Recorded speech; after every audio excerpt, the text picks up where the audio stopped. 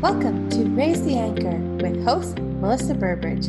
In this podcast, I will share the stories of individuals who have made major life-changing decisions. The purpose of this podcast is to tell their stories and inspire change within. Stick around and share their journey with me. Today on the podcast, we have somebody who's gone from breakup to wake up. She is the host of the LEAP podcast, Jocelyn Bellows. Welcome to the podcast, Jocelyn. Hi, thank you so much for having me. It's such a pleasure. So what led to a huge life change? About 3 years ago, I moved from Pennsylvania to Colorado. And that was a conversation and decision that we had a very, very open conversation about lifting up our life and making this transition across country. At the time, I was working full-time at a booming career, great title, good income. We owned a business and had a young son that was thankfully very healthy. And we kind of looked around the community we were living in and said, this isn't quite the right fit. So maybe it's time to relocate. And my former husband and I had always wanted to move. I always wanted to move west. He always wanted to come to Colorado. And I was like, well, that's west. It qualifies. So we actually walked away from a lot of things to make that happen. We maintained the business remotely for 6 months. However, it really was a huge life change. And it was in that time when we had relocated and I was no longer working because I walked away. I had very open conversations with my employer about what was happening. And they were aware that we were making this transition. And as much as we were looking to stay on, it wasn't really going to be a fit. Anyway, we make this move. I get to Colorado. I'm not working, and my husband is traveling back frequently to run our business. And I just noticed there was such a shift. There was just a lot of space between he and I. And every time he was away, I just felt that I could breathe. And in truth, if we were really honest with ourselves, I believe that we both understood that coming out here, we were hoping to have like a fresh start with the marriage.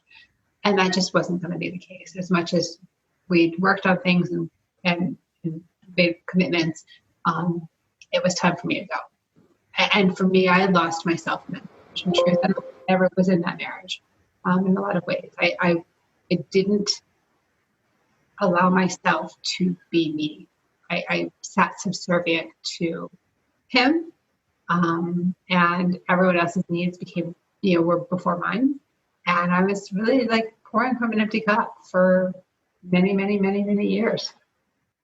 So it started there. It started with me ending my marriage. And I had no idea what was coming down the pike. Because for me, in that moment, when I really realized what was best for me to do, all I saw was darkness all around me. What does that next step look like? What does my future look like? Because I'd had these titles of wife and mother and employee. And 2 of those titles were gone. Yeah, that must have been such a change. So I know you talked about your happily ever after. How hard was it to have that loss of the happily ever after? I don't think I ever had the happily ever after. I'm going to be honest with you. I think there's a fallacy that happens that we receive in media. And I'm going to go with media first. And even I think that, and we paint those pictures. And even then, it's bigger than that. So it's like you watch these Disney movies of the princess finding her prince and that happily ever after is they ride off into the sunset and they're in love and whatever that is. And then not just there from like most romantic comedy movies or romance movies, this kind of has that piece to it. And then now you see on social media, we post these pictures of our lives being so perfect, right? Except what the pictures don't tell you is what's really happening. It's really happening. And I'm not saying that people don't have these wonderful, amazing lives and marriages and can have that ability. But I think there's a lot that is not told about how you get to that point and what it is. And I think the biggest thing is really you have to come into a relationship as a whole person, not as a person that's incomplete that needs someone else to complete them. Like I was talking with this about a friend of mine the other day, Jerry Maguire, right? And you know that scene, right? And when I don't even know if it's Tom Cruise or Renee Zellweger, one of them says, "You complete me," and that's BS, right? But the wonderful things of movies, right? But that's not the reality. Like the reality is that you've got to be good with you and love you. And when you get to do that, you get to show everyone else around you how to love you because you're taking care of yourself, taking care of your own stuff. So true. So true. So since you had that wake up, you became an NLP practitioner. What is that, and what made you want to go down that road? So NLP is Neuro Linguistic Programming. And are you familiar? Have you heard the term, Melissa? Are you familiar with that at all? Okay. No. So, Neuro Linguistic Programming, we talk about the pathways in our brain and how we create our belief systems, right? So our belief systems begin at a very early age, from age 0 to 7, in fact, is when we create most of our beliefs or our agreements as to the person that we're meant to be, right? And that's not necessarily based on what we believe as individuals. It's actually more based upon the community that raises us. So our parents, our grandparents, our siblings, our friends. Those are all, they're all coming in at you with, this is how you ought to behave.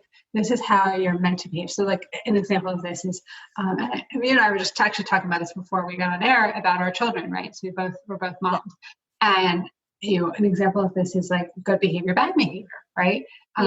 If our child behaves well or behaves in a way that we believe, that I believe is well. So like I was saying earlier, my son is a helper around the house, right? His incentive is he gets an allowance. So if he sweeps the floor, for example, and he sweeps it and gets everything up off the floor, hey buddy, you did a great job. So he's not only getting he's getting something from me in the respect of he's getting my attention, he's getting validation, and I'm telling him he's a good boy.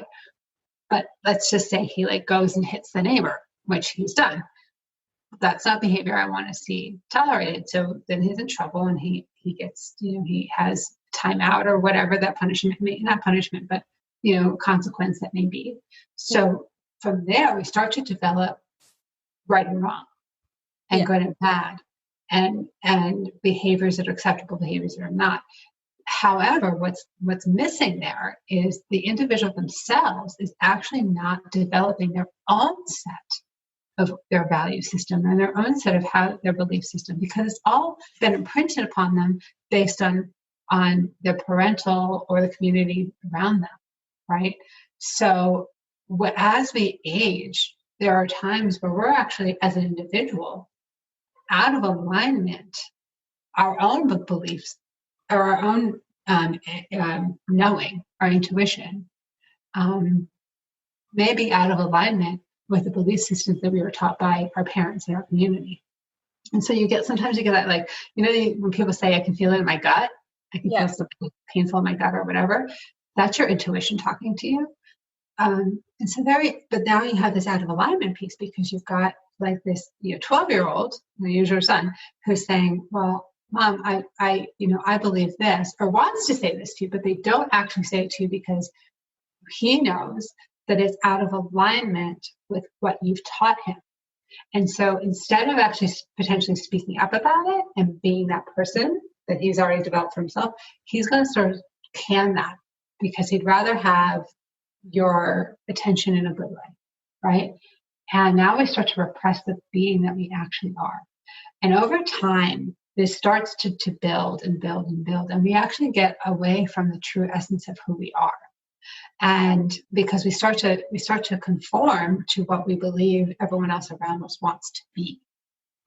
And there comes to a point where you get to somewhere, a point in your life, and not everyone this won't happen for everybody, but you will start to see repeat patterns in your life. For me, it was always around romance, right? It was always around relationship.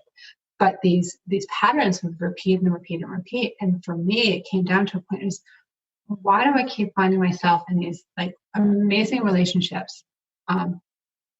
Actually, a really good example is amazing friendships that we teeter on relationship. They were, I had four or five. At 43, I had 4 or 5 men over the course of my life that my best male friends, that we would get to that point where like, clearly there was more here. Clearly there was more for me to explore into diving into romance.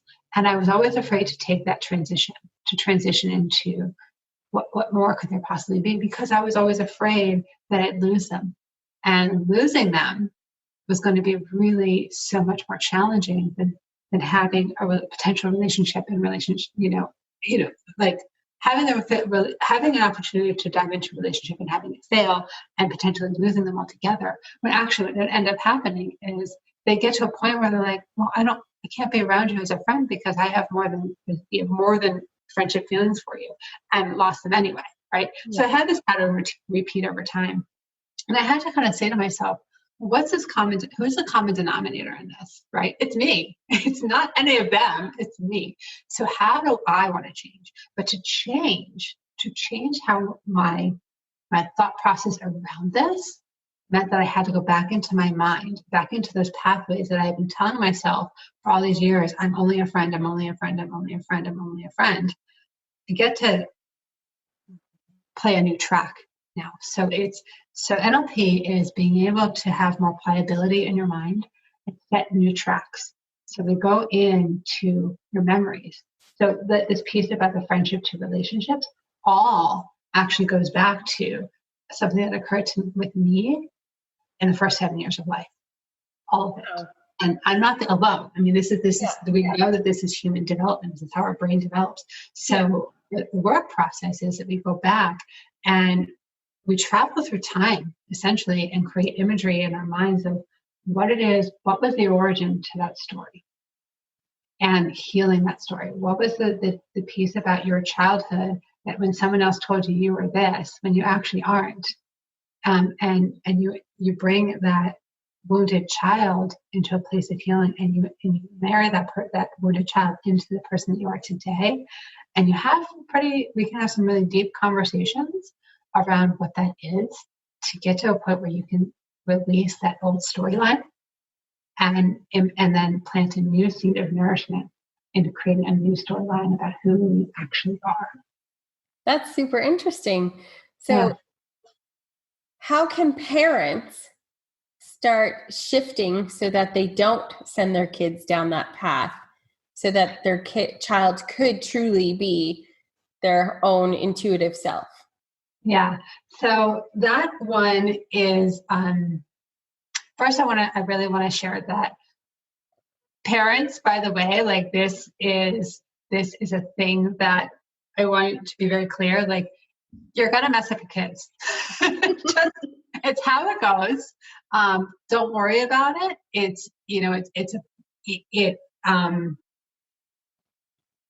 comes with the territory. Your children, when they are born into this world, they're born imperfect. As much as we look at our children and say, oh gosh, they're perfect. No, they're imperfect, just like you and I. And so to take some weight off your shoulders, be the person that you are, do the best that you can, because your children are going to develop. They're going to develop on their own, not just because let's say you blow up your kids. Like, we all do it, right? As parents, there are days where we have had it with our children and we yell at them. Well, just because we yell at them doesn't mean that they remember that every single time, right? They have the ability actually to synapse and not remember everything. But I think the best advice I can say is that that as parents, we just are gentle with ourselves, try to stay present in the moment with our children, and realize what is the most important in that moment. That isn't more important that we have to think about what's happening the trajectory of the day because we have A, B, C, D things to do, or be present to where we are right here, right now. What I can say is there are a couple of things that you can do to encourage what we call neuroplasticity, or the ability for your child's brain to continue to stay pliable. So things like traveling, expose, and it doesn't have to be like, let's say you have a limited budget. It doesn't have to be like you're traveling out of state or out of country or around the world. It's like, just, go to a new park that you've never been to. It's really exposing the brain to new stimulus and new environments and open up new pathways and activities. Learning a musical instrument. That is another way where the child can learn. And you asked about children, but I'm going to say this is more broad-based. This is for children and adults. Learning a musical instrument increases new connectivity within our brain. Reading fiction novels, using the ability for our imagination, and especially even more so as adults, because we tend to lose that because we forget about how to play, right, as adults. Creating artwork, painting, just being creative in whatever way is possible. You and I, as podcasters, this is a great place. I mean, I want to ask, like, just curious, because I know you have a couple of podcasts, as you were sharing with me. Yes. What does this feel like for you when you're in this creation mode? It actually feels amazing, because I went from being a nurse and an employee for a long time, where you have to follow the restraints of the job, and now doing a podcast and meeting all these interesting people and coming up with the questions. It just releases this whole new energy that I haven't had for so long. I am a truly creative person, and it releases all of that I've been holding in for a really long time. Yeah. And I'm going to guess, and please jump in if I'm off path here. By doing this, right, you've probably learned a tremendous, I can talk for myself, starting my show, I had no idea. I mean, honestly, I wasn't even setting out to start a show. It was more like I got a download. I was out driving in nature one day about 2.5 years ago, and a song came on the radio, and then all of a sudden, like, I got this I call it intuitive hit. I had literally had someone channeling inside of me and saying, you're developing a show. This is what it's called. This is what you're going to do. All of it. Okay. And in a matter of a couple hours, I developed my show. I had no idea that I was actually doing this, though, by the way. Yeah. Having done that now, in the process of learning how to record, how to find guests, how to do editing, as we were talking about earlier, which is so much fun. I actually don't do a lot of editing because it's not a fun thing for me. How to market it, all these pieces. What it's done is it's actually created for me new pathways, quite literally new pathways. When I used to say to myself, perfect example, I used to say to myself, I hate my voice, right? I'm a big one. I hate my own voice, but editing, because I do edit mine, I actually don't realize that it's my own voice when I'm listening to it. It's no longer a thing I hate. It's something like, oh, actually, that's a good question. That's a good answer. I love it. It's actually opening me up to that comfort zone that I used to have. Like, I never saw myself doing a podcast because I hate my own voice. Anytime I listen to it in a video, I hate it. So now I'm like, actually, it's not that bad. It's kind of soothing. Like, why did I hate it for so long? Yeah. So that right there, a beautiful example of a little neuroplasticity of you rewiring your own brain, because you went from a place of a belief that you believed that you didn't like your own voice, right? And here you are today saying, oh, look at that surprising thing about myself and how much I ask intelligent questions and I like the conversation I'm creating, and it makes me happy. And you've literally shifted your relationship with yourself just through that one piece alone. No. And so that's what I work on with clients. And it's, that's one example that you've done for yourself. The stuff that I really work on is much more deep, because that's one aspect of it, because it entangles all of our life. Right. So one of the things I talk a lot about is we start with our value system. Right. People don't often really dive into what their values really are. Right. We kind of think we know. And again, the value system is your belief system based on what your parents have told you. And that might not actually align with the person you actually are. So one of the first things we do is like do some exercises around that. It's sometimes if it's hard for us to determine what our own value systems are, because it's, initially that work, like that inner, like looking inward can be very scary.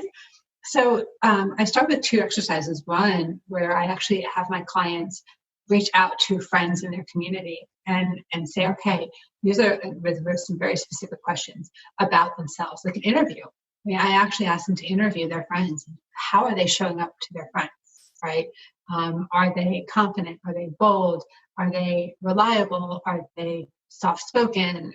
Whatever those things are, but I guarantee all those friends and family, whoever they are, if it happens again and again and again, there's consistency in those answers, right? So you start to see the consistency. You start circling those words, so you see consistency around. So that's one way. And then another factor that I layer over that is reaching out to, looking out around you. Who are the people that you are most drawn to or most inspired by? Right. So like for me, one of them is Jensen Shero. I don't know if you're familiar with her, but No. She's the author. She wrote a book, or she's got a series of books called You're a Badass, and around different aspects of life. Oh, yes. And yeah, right. So yes, you know the book. Yeah. Yes.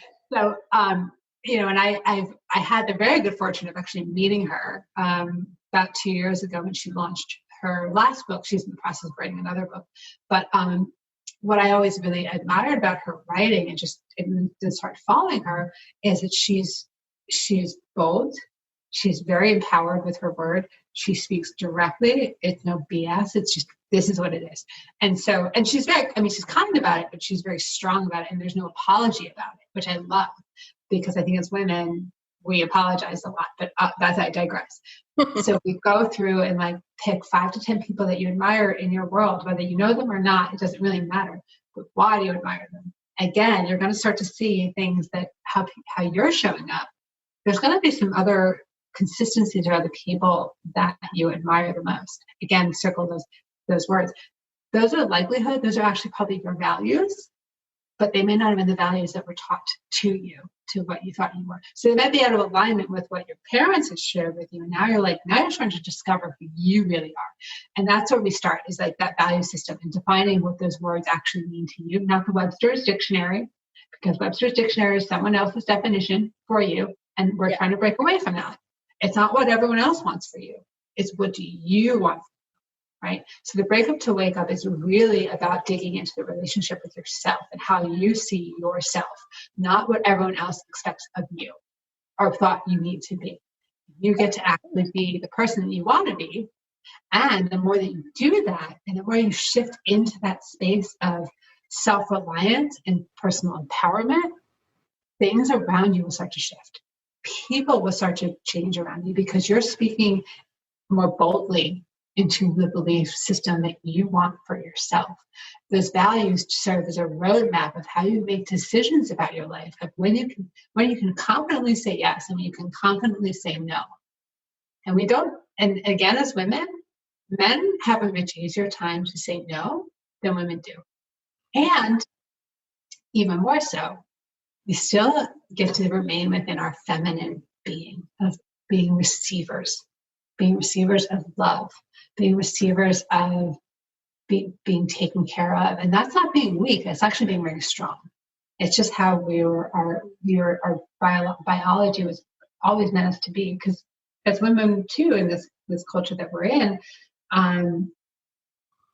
we are showing up more masculine in work.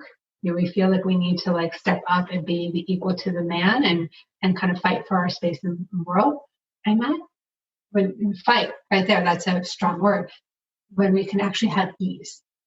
Yeah. So it's we talk about that too, is how do we embrace that vulnerability within our being, of being completely okay with the value system that we've picked up for ourselves and the weirdness that we are, because we're weird. Yes, we are. And I'm really loving that about yourself. I couldn't agree with all of that more. Like us women, I guess if we get into a man-driven like field, we feel that we have to be and not show our weakness. And it's not a weakness. It's actually strength. how many men can do as much of our multitasking as we do? Like, women are way better at multitasking. Sorry, men, but we are. I love that book. I have a bad time remembering the author sometimes, but I loved her title, which is drew it. Do you meet a lot of resistance in people when you're trying to get them to go down that path, to ask their friends? Not so much from there. It's when we get a little deeper, because that's one of the opening exercises that I will do. It is that piece, because it's external to them, right? It's them asking other people how you're seen. So yes, it's internal work, but you're asking someone outside of you first. And so that's why I use it there, because it's sort of an entry point of getting a little more comfortable with that piece. Yes, but to answer your question, yes, I do meet with a lot of resistance, even if they show up and because people are showing up because they're ready to make a shift, to make a change. The commitment has to come from the person themselves. I cannot do your work. I do not have your answers. You have your answers. What I am here to do is help you to give you tools on how to discover those for yourself, and hold space and hold a container where you get to dive in to that deep emotional work, whether it be wounding or trauma or sadness or fear, because it's always fear. It's always fear, but the fear is always what we've made up in our own mind, because the fears don't actually exist. I mean, the only thing that really exists, the biggest fear, is death, right? Okay, that actually exists. But beyond that, fear of rejection, fear of failure, you've started your own business. You get it.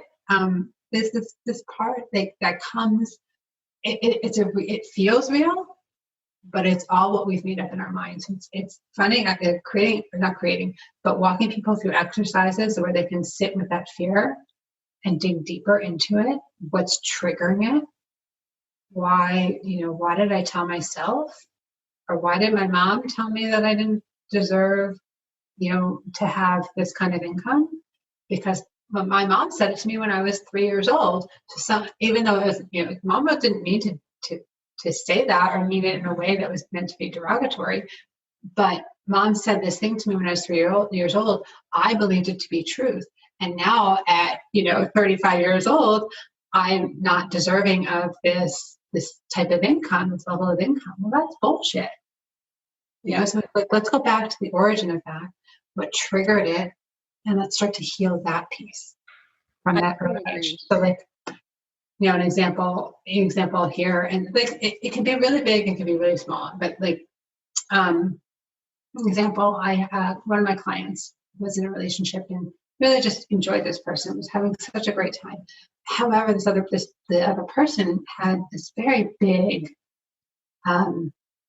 personality, and was had a community around him, and he was just he was a community leader, so she kind of cowered a little bit in that space where she was out in these public environments, where she was just kind of like a person in the crowd and not like the partner, right?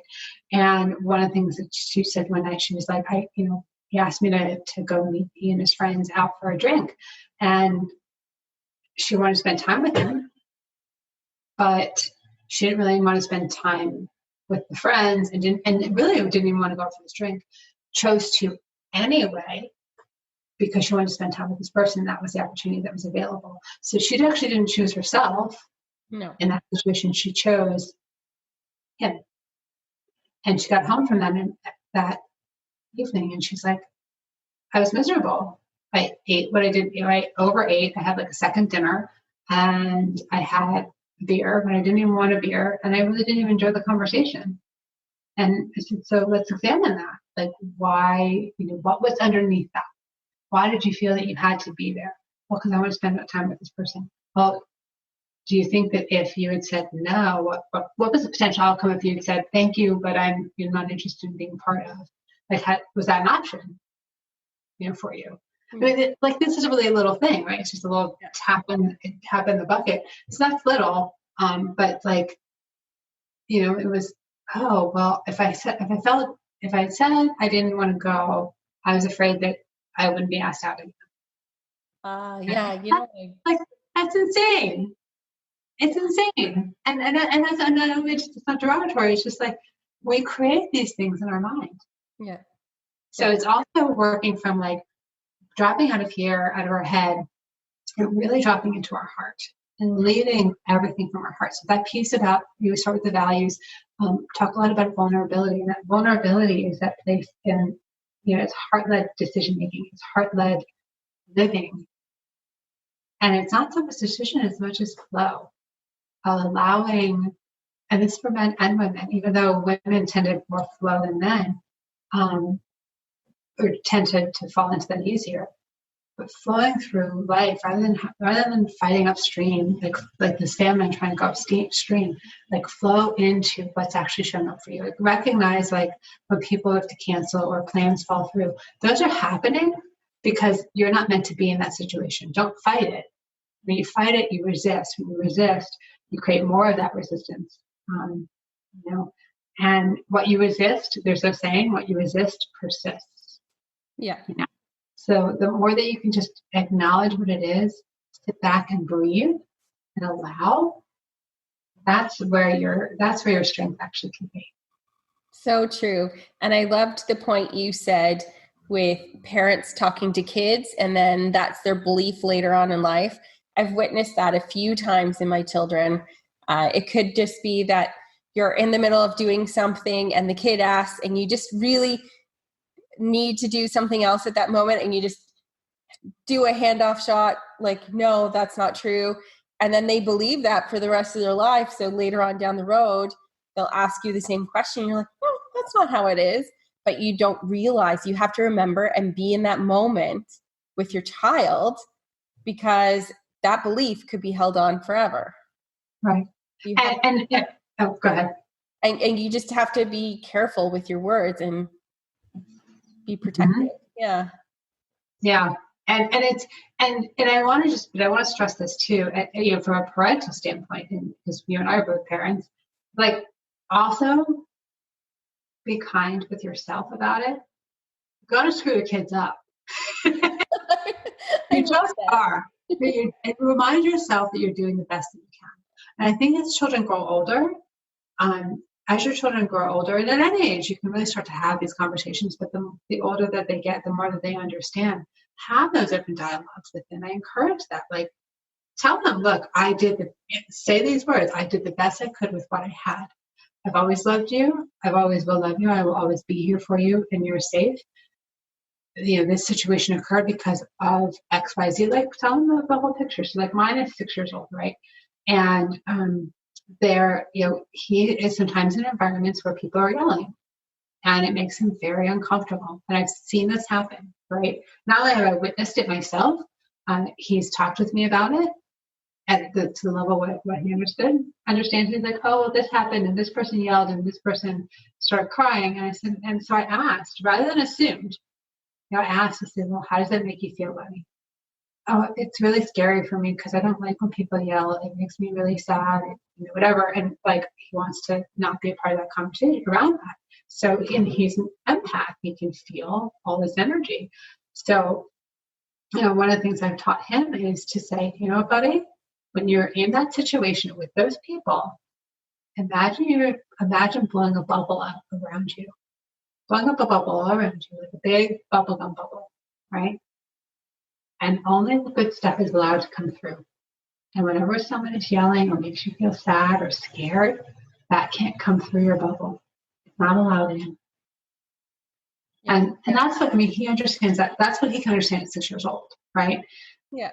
12 years old, 20 years old, you could talk a little more openly about that. But, to the level of what they understand.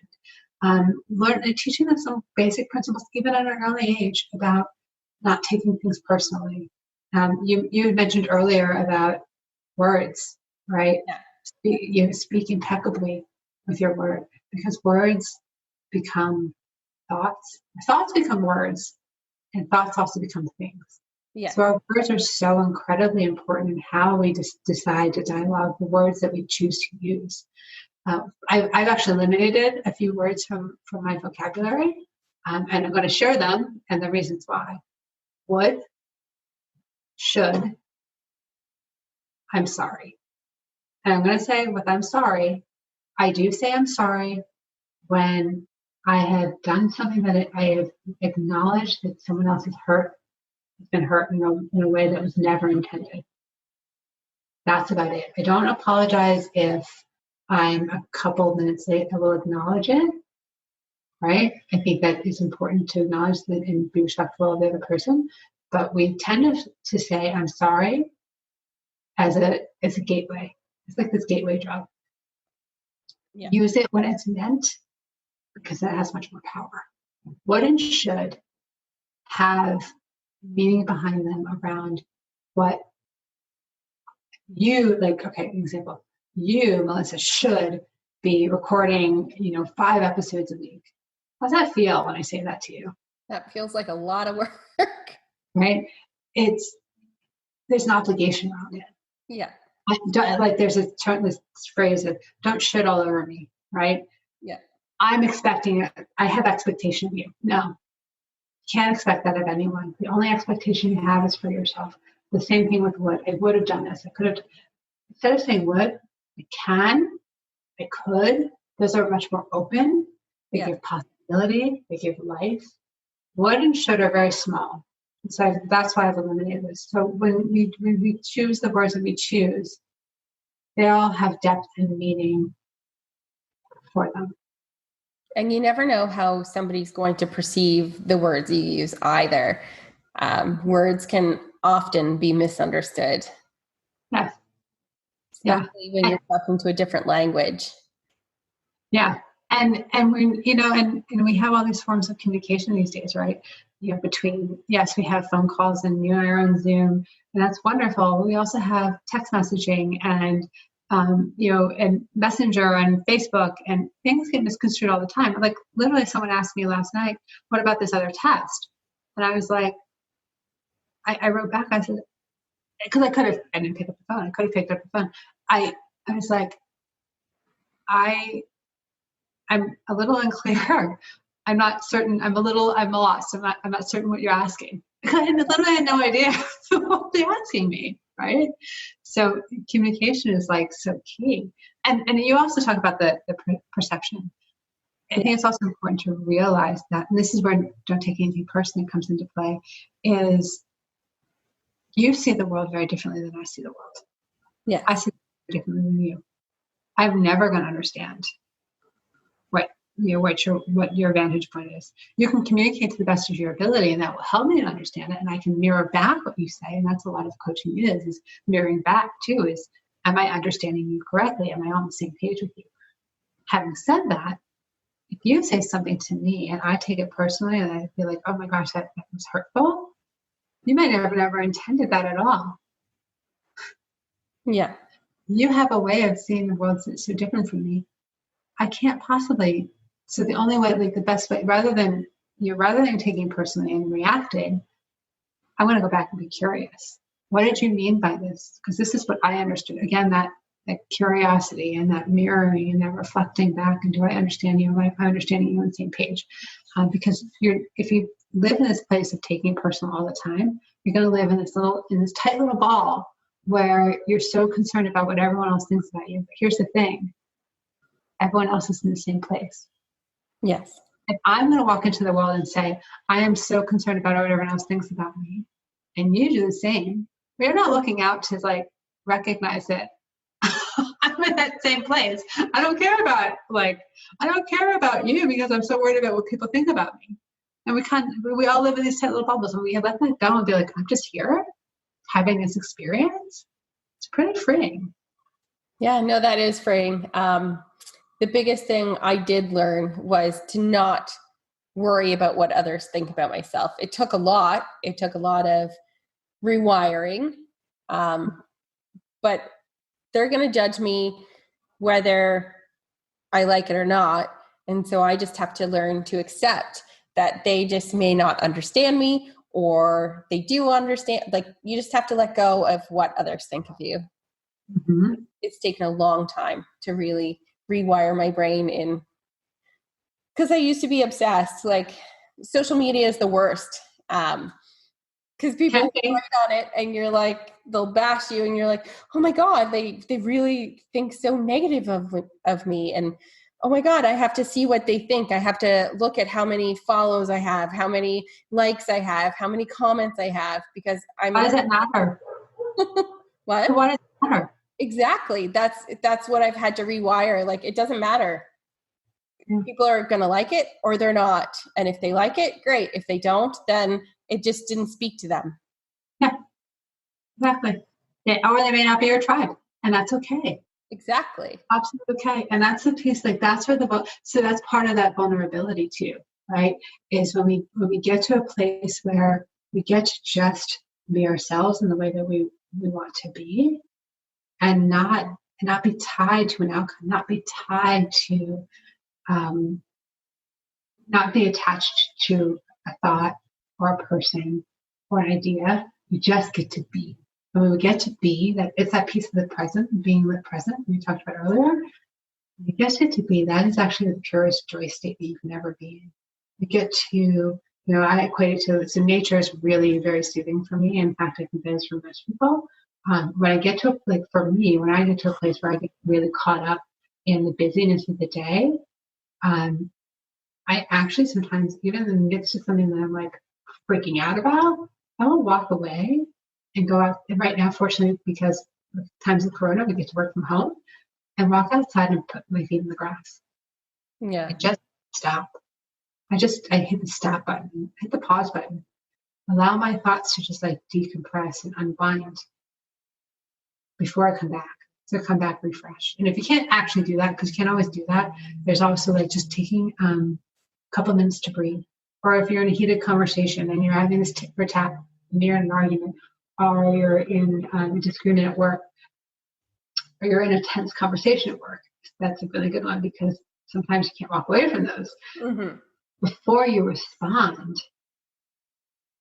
take a couple minutes to take a couple minutes to breathe. And it's really like a simple breathing exercise. Do it 3 times before you respond. You can. If you stop yourself long enough, you breathe in for like 4 seconds. Hold it for 4 seconds. Breathe out of your mouth for 7 seconds. Do that 3 times. It literally changes all the processes in your mind right then and there, like that. You're talking about 30 seconds. You can take a pregnant pause. People will see it as a pregnant pause before you respond. It calms your whole nervous system, and now you have a new way to respond. No, that's good advice. Yours is the grass, mine is the ocean. I have to dip my toes into the ocean when I really need to wake up and get back into the spot. So what advice can you give for people to start that journey, to realize who they are, to awaken that? Mm-hmm. The beginning, I think the beginning is recognize where are things not working in your life. Because if they're not working in one area of your life, I guarantee they're not working in other areas of your life, right? So let's just say it's a relationship, or let's just say it's a job loss. Like, God, that's happening big time right now. And you've lost a job, and now you're seeking something new, and you're like, I have no idea, because I'm so devastated by this job loss, and how am I going to pay my bills? And like, it starts to spiral. And when that starts to spiral, you're gonna notice then, like, perhaps the relationships at home have changed, because you're now arguing all the time because you're stressed and concerned about money, and now you're fighting with your kids because you're so stressed out and you're just high anxiety, and then you don't want to talk to your friends and you don't want to talk to your family, because it's all tied to how you're feeling about yourself, all of it. So the first step I always like is recognize that. And recognize, what is it what do you want? Start there. What is it you really want? Write down forget the actual reality. What is it that you want your reality to look like? Write it down. And then decide, do I believe I can have this? Between the belief and the actuality of it, because the belief is going to lead to the actuality. And if it's something that you don't feel like you can do by yourself, that's when you reach out to an accountability partner. You reach out to a coach, reach out to a friend, reach out to someone who's been there, who's walked that path, because they're going to have some clues and things, and you have to imbibe it for yourself. That would be an advice I would definitely give. That's an absolute advice I'd give. So where can people find out more about you or follow you? Yeah, thank you. So 2 places. You can find me on Facebook at jocelyn.bellows24. And you can also find me you can follow me on Instagram at What's Your Leap, or on LinkedIn at Jocelyn Bellows as well. Okay, so lastly, who inspires you? Oh my gosh. So I have so many people. I already mentioned Jen Sincero. Gabrielle Bernstein is someone that I love her writing. She every time I read her stuff, it just makes me feel calm inside. My sister, she started her own coaching practice a couple of years before I did, through a health crash where she literally checked out of her life for 6 months. Busy mom of 2, married, busy mom of 2, and she revolutionized everything. There are people that really I admire and I'm inspired by. Of course, Oprah, but I'm not even going to go down that road. Though I will share this. Yeah. For those of you who may not be aware of this, so Oprah Winfrey, when she started her own network, the Oprah Winfrey Network, yeah. She started for one reason: to bring Super Soul Sunday to life. Yeah. And every time I say that, I get goosebumps, because she's unapologetic about the power that she holds, right? Of course, she's worked her tushy off for it, deserves it, but she did. She created a space where she could give back and allow others to have their own awakening and their own ability to do inward work. And that blew me away. It wasn't all the stuff she'd done before. It was doing that and putting her billions of dollars on the line and her reputation on the line to bring in something she so believed in, for others to have their ability to do their own work.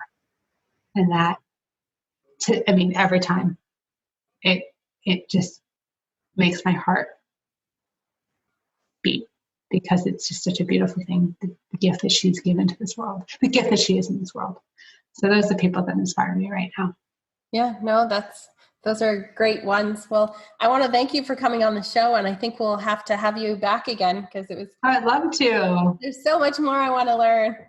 I'd love to, Melissa. Thank you so much for this conversation this morning. I really appreciate it.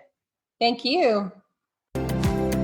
Thank you for joining me for this episode of Raise the Anchor, and subscribe to this podcast so you don't miss the next episode.